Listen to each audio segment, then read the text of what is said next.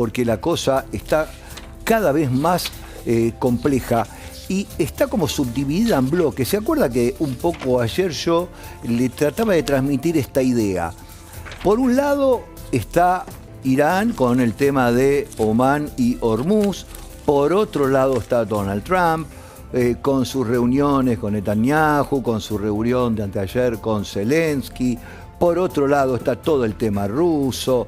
Por otro lado se incorpora ahora Arabia Saudita con los ataques al barco. Después, por otro lado, el ataque de hoy hacia el barco de gas natural de Estados Unidos, que oficialmente nadie sabe de dónde salió el dron.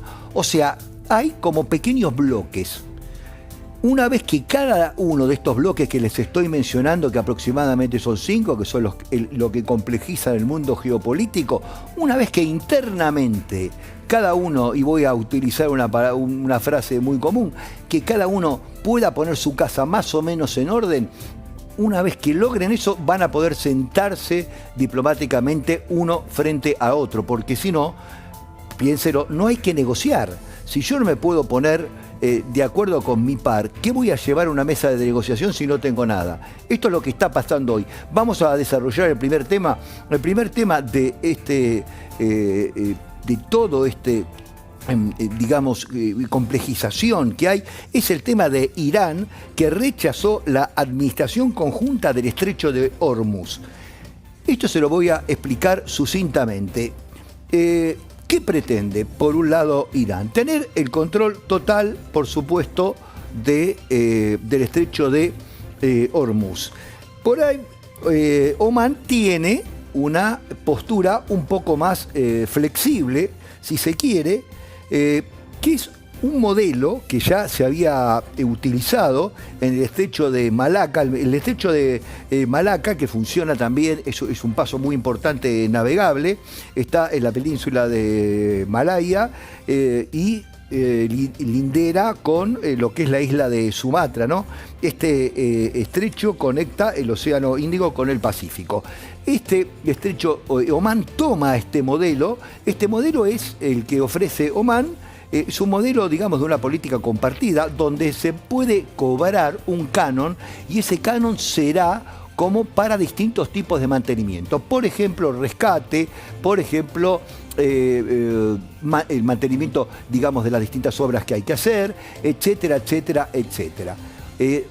Irán dice que de ninguna manera, que eso es realmente inaceptable, que no está de acuerdo en una gestión compartida como la que está proponiendo la gente de Omán, y que la verdad que no va. Piensen que Omán también, que esto no es un dato menor porque aquí puede haber otro foco de conflicto, Omán tiene el respaldo de todos los países del Golfo Pérsico para que esto sea consensuado y compartido. Antes del conflicto, les cuento como para que se puedan ubicar, en esta vía circulaba la quinta parte del petróleo y gas natural licuado que se comercializaba en el mundo. No estamos hablando de una cosa menor. Bueno, lo que les decía, el proyecto básicamente que plantea Omán en 4 palabras es contemplaba el cobro de contribuciones voluntarias para buques para financiar, como les decía, tareas de navegación, protección, medio ambiente, operaciones de búsqueda y rescate. Era una suerte de canon más solidario, si se quiere. Esto se lo citó una fuente diplomática, la agencia Reuters. Y era el modelo de, como les decía, del estrecho de Malaca. O sea, esto ya está sacado de un modelo, quiero que esto es muy importante, que funciona allá en el mundo. No es que Omán agarró cualquier cosa y se sentó a escribir lo que le parecía. No, era un modelo que funciona, como les decía, en la conexión entre el Océano Índico y el Pacífico. Entonces les pareció que como funcionaba, podría funcionar acá. La verdad que el plan establecía que Irán no tendría un control exclusivo del paso y que las tasas aplicables a embarcaciones serían voluntarias. Imagínense que cuando Teherán se entera de esto, dijo ninguna tasa voluntaria, yo acá voy a poner otro tipo de cosas y quiero que el control total lo tenga yo. Un alto funcionario iraní sostuvo que Estados Unidos y Arabia Saudita presionan a Omán para promover, y lo clasificó, escuche esto, de planes poco realistas sobre el futuro del estrecho.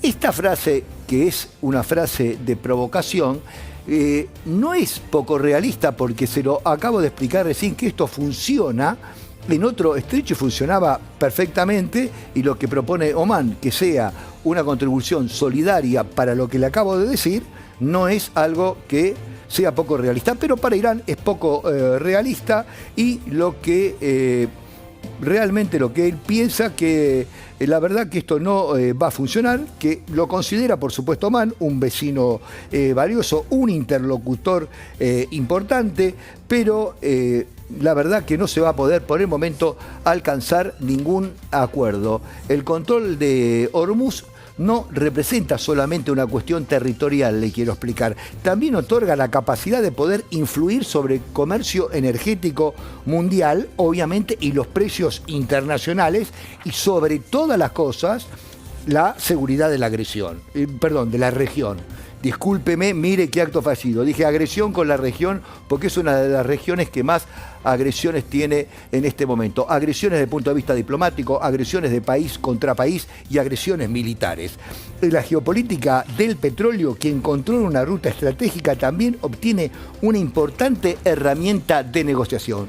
¿Cómo terminó todo esto, señora? Que Irán descarta la propuesta de Omán y la verdad que va todo a foja cero. Entre los vecinos no se pueden poner de acuerdo. Entonces yo me pregunto, ¿qué van a llevar a una mesa de negociación diplomática?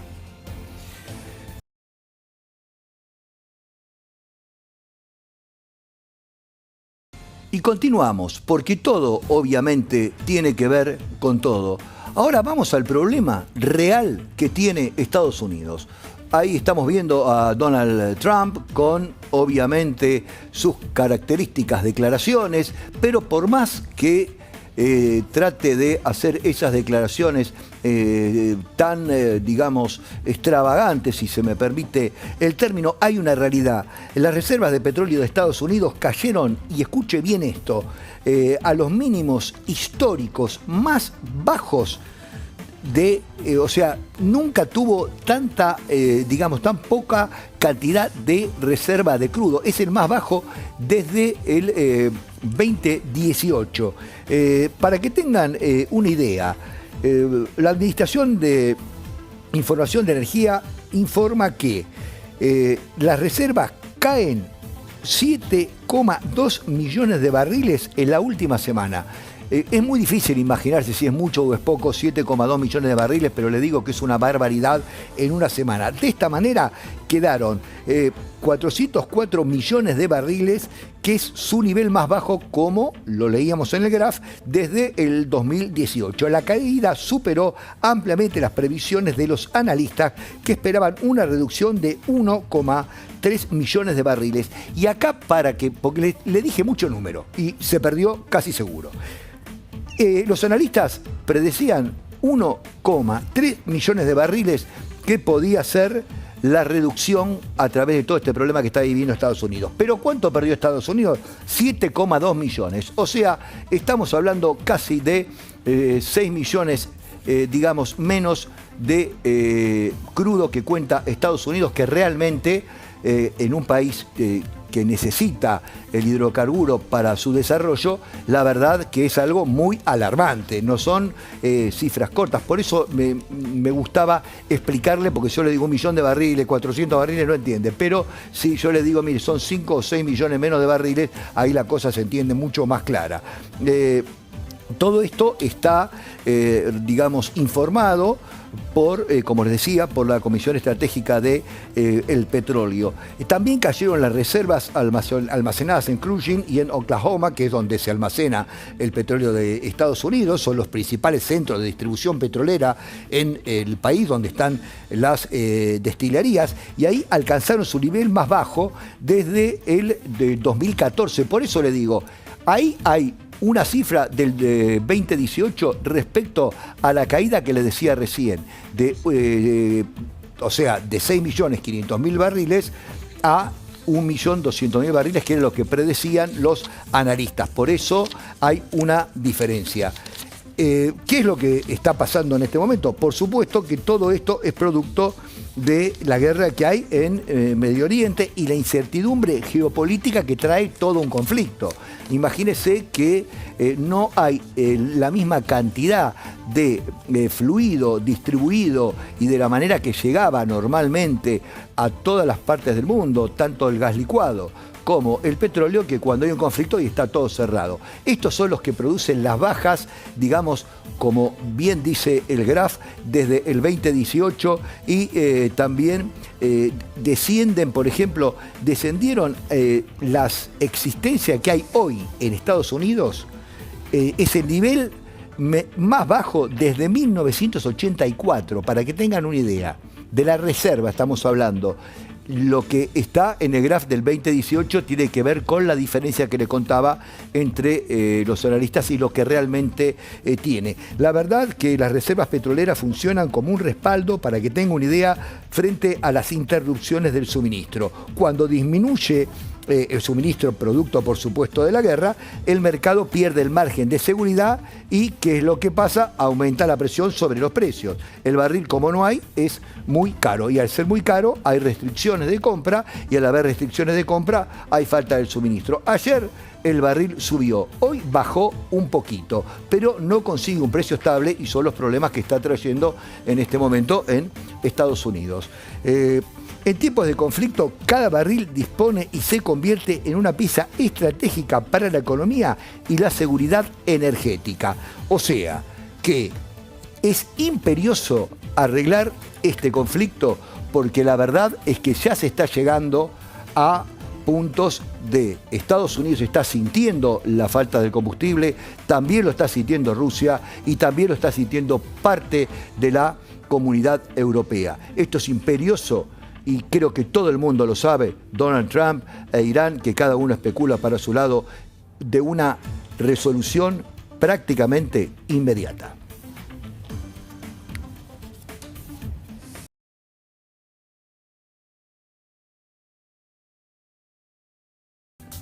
Y volvemos a Naciones Unidas. Recuerda que ya la semana pasada vienen anunciando Naciones Unidas, vienen tratando de advertir sobre una escalada bélica cada vez mayor. Guterres lo dijo hasta el hartazgo, que tengan previsión, ha hablado con los diplomáticos de cada país, ha tratado de que merme, aunque sea un poco lo que es digamos, la violencia, pero la ONU advierte una guerra más amplia al Medio Oriente, por supuesto, por todo lo que estamos viendo ahora y lo que le explicaba en este momento. Las Naciones Unidas alertaron que por el aumento de los ataques tanto de Irán como de Estados Unidos, ahora se incorpora todo el conflicto con Arabia Saudita, podían ampliar todavía más el conflicto del Medio Oriente, y el organismo, por supuesto, pidió detener las hostilidades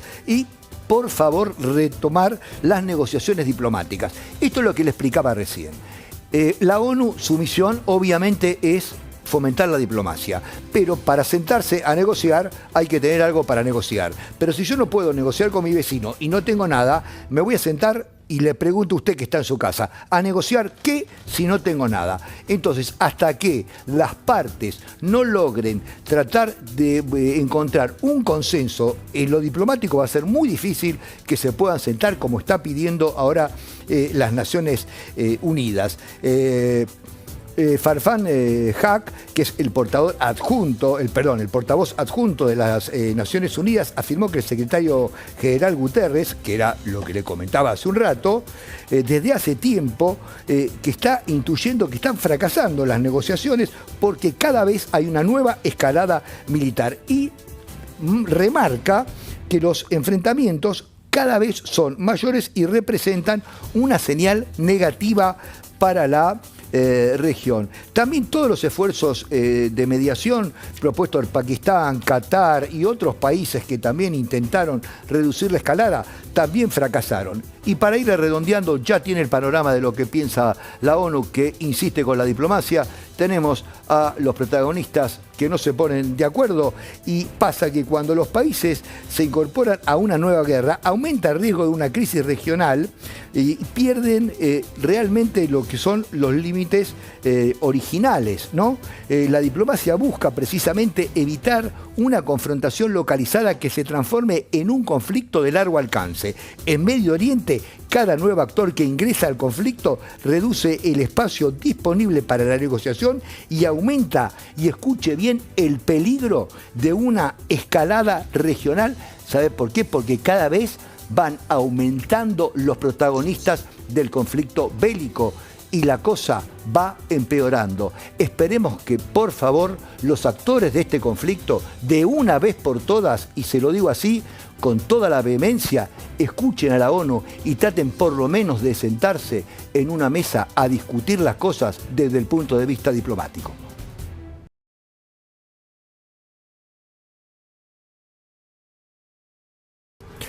Y ahora seguimos con realmente un tema, cómo se va emparentando todo y los conflictos cada vez se van enmarañando más. Ahora es el turno de un barco atacado por Ucrania, un barco que navegaba por el mar Caspio, un barco de origen iraní que navegaba y también se une todo con Rusia porque Ucrania lo ataca creyendo que es, según lo que dijo Kiev, que es un barco que lleva posesiones militares para Rusia. Y ahí empieza toda esta historia y todo este entramado y cómo Rusia e Irán se unen en contra de Ucrania por el ataque de un barco. Lo que dice la postura rusa es que no, que realmente fue un ataque, por supuesto, adrede y tanto, por supuesto, Rusia como Irán van a reforzar la coordinación para hacer un ataque y tomar medidas contra Ucrania. Porque lo que está diciendo en este momento Rusia es que el buque era un buque mercante que transportaba acero y lo que dice Ucrania que no, que el buque transportaba material militar y que por eso, por supuesto, lo atacó con drones. Como pueden ver, esto es un tira y afloje. Uno dice una cosa, otro dice otra. Ambos ministros de defensa se cruzan acusaciones tras el ataque del barco iraní, deja un marinero muerto y también se reabre un conflicto que suma, por supuesto, a un nuevo protagonista dentro del conflicto de Rusia y Ucrania, que ahora es Irán. Si bien, por supuesto, tienen su simpatía entre Ucrania e Irán, ahora, aparte de la simpatía, tienen un motivo. Entonces esto se complica más. El incidente, le cuento, fue el 25 de junio. Según Irán, el buque mercante transportaba hierro a la ciudad de Astrakán y, por supuesto, atacó Ucrania con drones y la verdad surgió este inconveniente que estamos viendo que deja de saldo a un marinero muerto y realmente nadie sabe cuál es la verdad, si el buque transportaba material militar o realmente transportaba acero. La versión de Kiev, como les decía, Volodymyr Zelensky asegura que sus fuerzas atacaron el buque porque era un buque de guerra ruso y las embarcaciones utilizadas para trasladar exclusivamente carga militar vinculada con Irán, o sea que ahora también Zelensky lo menciona. Ucrania sostiene que esa ruta se utiliza para enviar armamento de Irán hacia Rusia. Teherán rechaza, por supuesto, esta acusación e insiste que el barco era completamente civil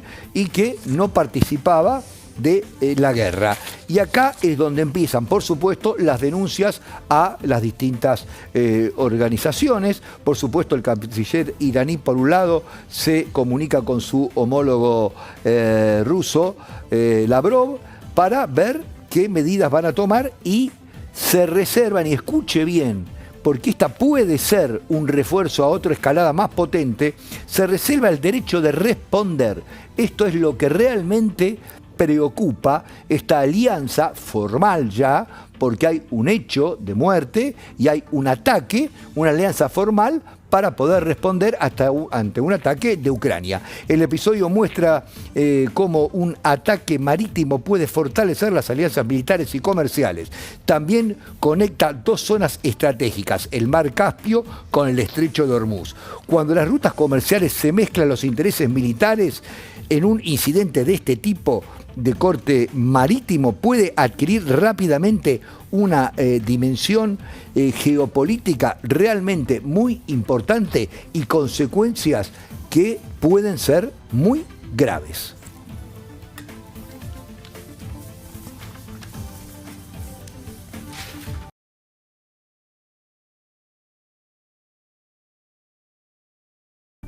¿Recuerdan que hubo un incidente hace poco, un par de semanas, con todo lo que tiene que ver con Rumania, que había caído un dron y que no se sabía de qué procedencia era, y etcétera, etcétera, etcétera?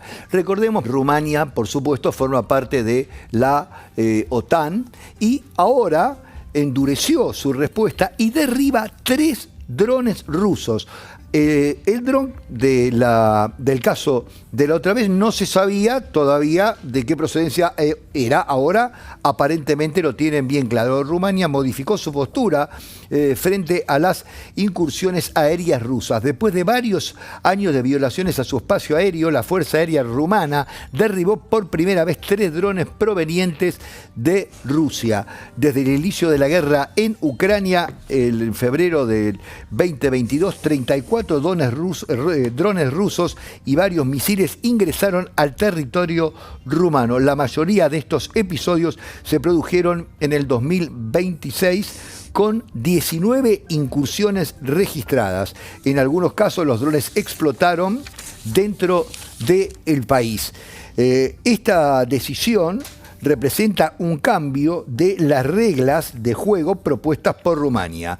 Pasar de la protesta diplomática a la acción militar. Buscar reforzar la protección territorial, pero también aumenta el riesgo de incidentes directos entre Rusia y un país miembro de la OTAN. Ni más ni menos. Estas tensiones ya las habíamos visto otras veces y se creía que también era para probar el tiempo de reacción de Rusia, qué es lo que pasa con la OTAN, que era también un juego técnico y táctico por parte de Rusia. Parece ser que ahora Rumania toma el toro por las astas y endurece, por supuesto, su postura ante Rusia y toma también una postura militar que antes no tenía.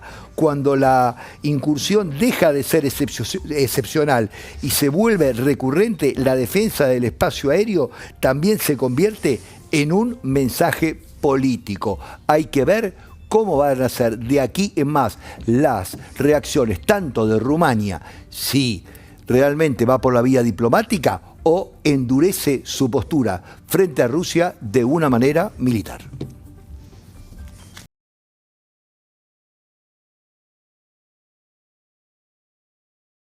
Y es el turno de Arabia Saudita, que está tratando de armar una coalición por los ataques hutíes en el Mar Rojo. Sabemos que acá se abre otro foco de conflicto. El Mar Rojo era un paso, por supuesto, bastante importante para todo lo que significa el tráfico, por supuesto, de petróleo y de gas natural. Arabia Saudita trabaja en forma conjunta para poder formar una coalición para proteger el transporte marítimo en el Mar Rojo. La iniciativa surge después de los ataques hutíes que anunciaron un bloqueo contra las embarcaciones vinculadas con el reino saudita. El Mar Rojo es una de las vías estratégicas para el transporte internacional. Cuando aumenta el riesgo sobre la navegación, el conflicto deja de ser únicamente regional y comienza a afectar el comercio y el suministro energético del mundo. Proteger las rutas marítimas no solo implica garantizar la seguridad de los barcos, sino también preservar, por supuesto, el funcionamiento de la economía internacional. Lo que se está haciendo ahora, para redondear, es tratar de buscar una coalición entre países que puedan formar una suerte de estrategia defensiva para parar los ataques. Lo que se informó hasta el momento que todavía Estados Unidos no ha respondido al llamado, así que bueno, habrá que ver qué pasa, si la coalición se hace con los países reinantes de la zona o realmente se va a hacer una coalición de orden internacional.